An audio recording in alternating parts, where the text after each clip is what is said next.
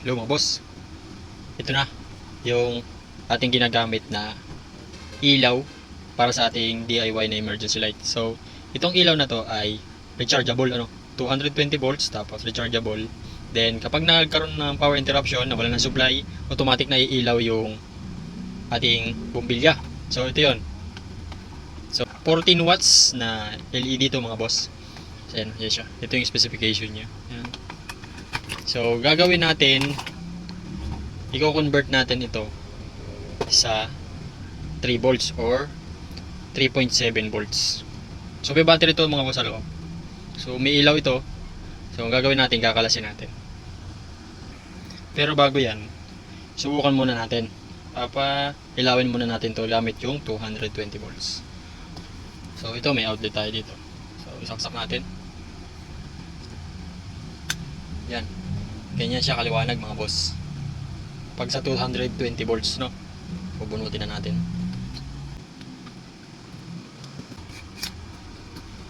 So subukan natin i-jumper itong dalawa nito kung may ilaw siya. Wala din mga boss. Ibig sabihin, mahina yung battery nito. It's either lubat yung battery nito. So gawin natin, kalasin na natin, no. Okay, pisi-pisin lang natin dito yan, no? Dandahanin nyo lang ng pisi. Kasi pag napasobra, pwedeng mag-crack, no.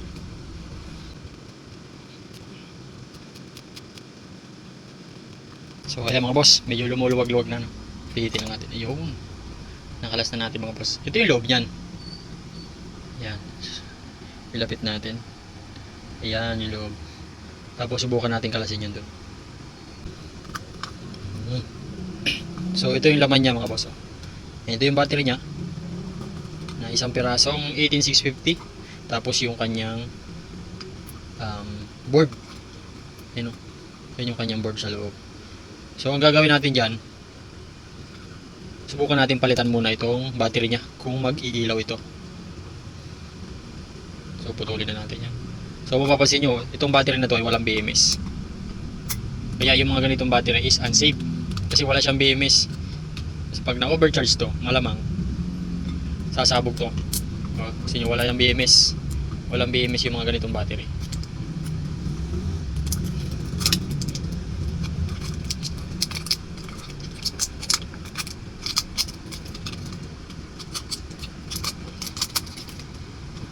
Bago yan, sukatin muna natin yung kanyang voltage, kung may voltage nga ba. Ayan. Tapos testerin natin. Ayan, 0.3 lang, 0.3 volts. So walang karga, walang charge. Bunutin na natin to. Tapos kuha tayo ng ibang battery. So ayan mga boss, nilagyan na natin ang battery. Itong pansamantala natin ginamit na battery ay itong LiPo4 natin na 32140 na may BMS. Tapos ginamper lang natin dito. Tapos kinabit natin doon sa battery. So ayan na siya. Para umilaw, pagdikitin lang natin yung dalawang terminal nung sa AC ito. Para umilaw siya. Ayun, umilaw siya. Bali, yan yung ilaw niya mga boss. Yun, ilan yan? 2, 4, 6, 8, 10. 10 ilaw. So yan. Yan yung kukunin natin mga boss. Bumbilya lang yung kukunin natin. Aalisin na natin lahat yon. Tapos yung wiring niya na positive negative, i-coconnect na natin dito.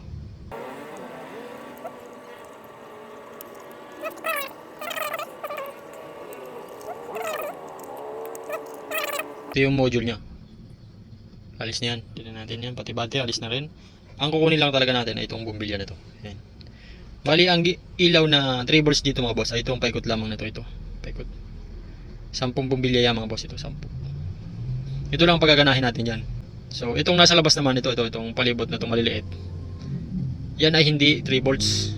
Sinubukan ko ng 3 volts, ayaw niyang umilaw. Mas naka-series connection kasi to, kaya ayaw. Kaya ang magagamitin lang natin ay itong nasa gitna na 10 piraso. Bali isa pa pala mga boss. Bali dito, meron niyang 4 na wire. Dito 4 na wire. Positive, negative positive, tapos yung dalawang AC niya, no. Kapag sinundan niyo yung wire niyan, itong itim at pula, hindi yan iilaw. Hindi yan iilaw. Subukan natin. Kunin natin yung battery. I-direct natin yan. Yan o. Positive yung pula. Ito. Positive. Tapos negative yung itim. Hindi yan iilaw. Tingnan nyo ha. Oh, hindi yan iilaw. Yan.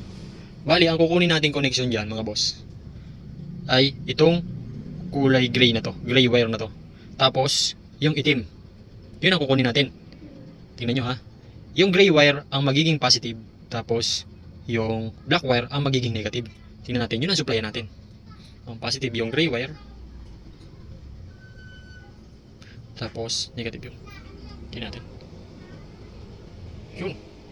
Ang lakas niya mga boss. Silaw. So yun. Yun yung connection na kukunin natin. Bali yung pula at puti, aalisin na natin. Sundan natin muna yung connection nun ano. So ayan o. Itong gray, ang connection niyan ay dito sa palibot na to. Ayan, palibot ng ilaw. Simula dito. Dito may tangko tayo ng pang ano. Gray wire. Mapapasin nyo yan itong ano na to. Yun ang connection yan. Papunta yan dun. Yun, dito. Dito yan. Connected lahat yan. Papuntang dun. Connected lahat yan. Tapos naman itong black wire. Ayan, connected naman dun sa kabila. Paikot dito. Yun o. Ito. Dito siya connected. Yan, connected doon. Kaya ito ang negative. Ito ang positive. So, alisin na natin itong dalawa na ito. Yung pulat. Puti.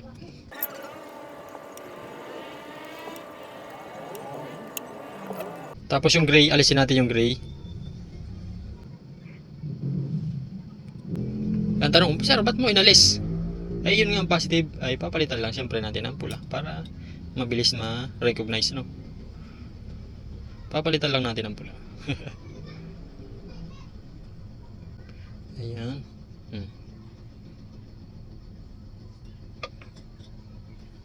Tapos, nakuha na natin yung connection yan.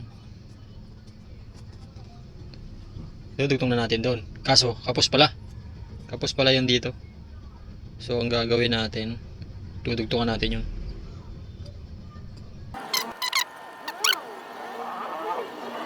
Yan. Positive yung gitna, negative naman yung labas. Yung gilid. Ano ka? Dikit. Dikit man din. Tapos, lagyan natin ng shrinkable. Alusutan natin ng shrinkable.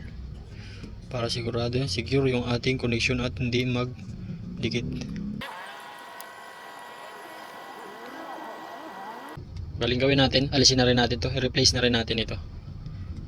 Ganun na lang para hindi naman siya pangit tingin. Positive, alisin na rin natin ang tuluyan to. Tapos alusot natin yung positive dito.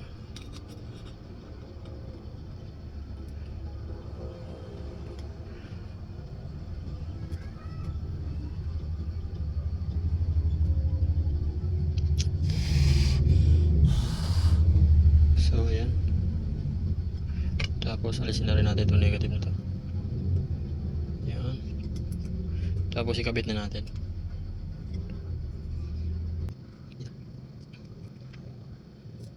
So, ganyan lang siya mga boss. Tapos ibalik na natin.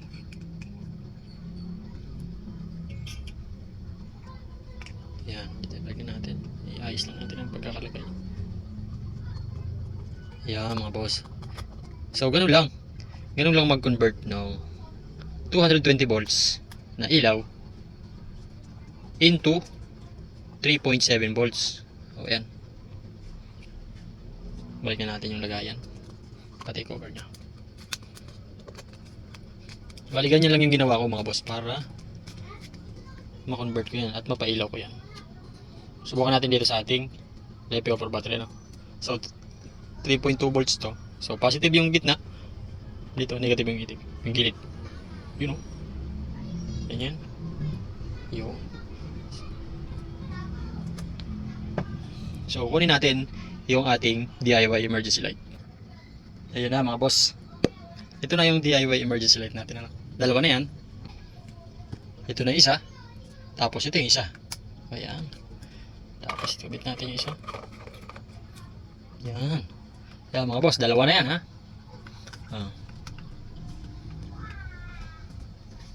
Patayin natin yung ating ilaw. Yan. Tapos patayin din natin yung flash natin. Yan. May ilaw tayo, pero mahina lang yan. Yan yung mahinang ilaw ko. So, subukan natin. Ito muna yung isa. Yan. Ganyan siya kaliwanag mga boss. Subukan din natin itong bagong gawa at bagong converted natin na ilaw. Ano? Bang! Dalawa na yan mga boss. Oh, ganyan lang siya mag-convert mga boss. Dalawa na. Bali, ganun lang mag-convert ng ilaw mga boss. So, yan oh. 14 watts na 3.7 volts na LED dito sa ating DIY na emergency light. No? Sa mga nag-o-order pala at nagtatanong kung magkano daw ang isa nito at saan mabibili. So, sa ngayon po, hindi po muna ako nagbebenta.